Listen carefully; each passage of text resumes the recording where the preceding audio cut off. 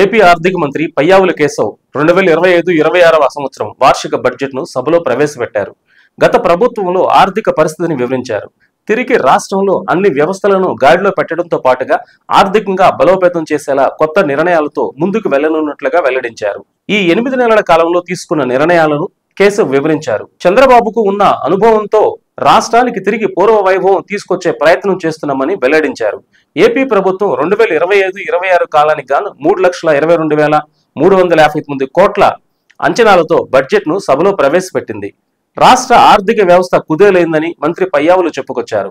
గత ఏడాది జరిగిన ఎన్నికల్లో రాష్ట్ర ప్రజలు అపూర్వమైన తీర్పు ఇచ్చారని ఆయన చెప్పారు. రాష్ట్ర పునర్నిర్మాణం ఎన్నో సవాళ్లతో కూడుకున్న పనిగా పేర్కొన్నారు. రాజధాని ప్రాజెక్టును తిరిగి పట్టాలెక్కిస్తున్నామని ఆర్థిక మంత్రి కేశవ్ వివరించారు.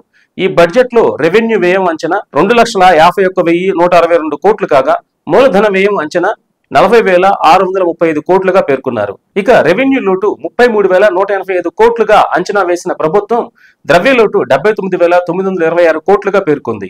సాధారణ బడ్జెట్ తో పాటుగా 48,000 కోట్ల అంచనాలతో వ్యవసాయ బడ్జెట్ ను సభలో ప్రవేశపెట్టనున్నారు. వివిధ ప్రాజెక్టులతో నిధుల కొరతను అధిగమించేందుకు బడ్జెట్ లో ప్రభుత్వం వైబిలిటీ గ్యాస్ ఫండ్ 2,000 కోట్లుగా ప్రతిపాదించింది. హౌసింగ్ లో నడుస్తున్న గృహ నిర్మాణానికి ఎస్సీలకు 50,000 రూపాయలు, ఎస్టీలకు 70,000 రూపాయలు ఇవ్వాలని నిర్ణయం తీసుకున్నారు.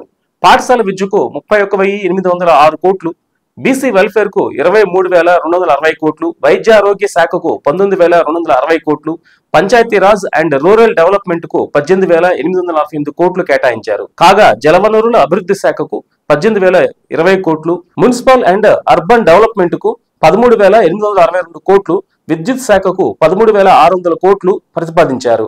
ఇక వ్యవసాయ రంగానికి 11,636 కోట్లు, సాంఘిక సంక్షేమంకు 10,909 కోట్లు, ఆర్థికంగా వెనుకబడిన తరగతులకు 10,619 కోట్లు, రవాణా శాఖకు 8,785 కోట్లు ప్రతిపాదించారు.